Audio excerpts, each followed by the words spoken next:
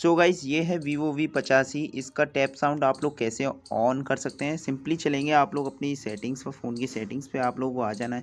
यहाँ पे आप लोगों को सर्च बॉक्स में सर्च करना है, टैप डाल देना है। सिंपली आप लोगों को बस ज़्यादा कुछ नहीं डालना है। टैप डालने के बाद यहाँ पे आप लोगों को एक ऑप्शन मिलेगा, यहाँ पे आप लोगों को एक ऑप्शन मिलेगा टच एंड वाइब्रेशन। यहाँ पे आप लोग क्लिक कर देना है एंड यहाँ पे आप लोगों को नीचे आ जाना है। टच एंड वाइब्रेट पे क्लिक करने के बाद नीचे आना है। यहाँ पे एक ऑप्शन मिलेगा आप लोगों को साउंड का, इसको आप लोग टैप कीजिए एंड यहाँ पे आप लोगों को टच साउंड का ऑप्शन मिलेगा। ये बंद है तो आप लोग इसको इनेबल ज़रूर से कर दीजिए। ये हम लोग इनेबल कर देते हैं एंड आप लोग अब देखिए टैप साउंड ऑन हो जाएगा इसका। ये देखिए इसका टैप साउंड ऑन हो चुका है। तो सब्सक्राइब ज़रूर कर लीजिए। चलिए फिर मिलते हैं नेक्स्ट वीडियो में।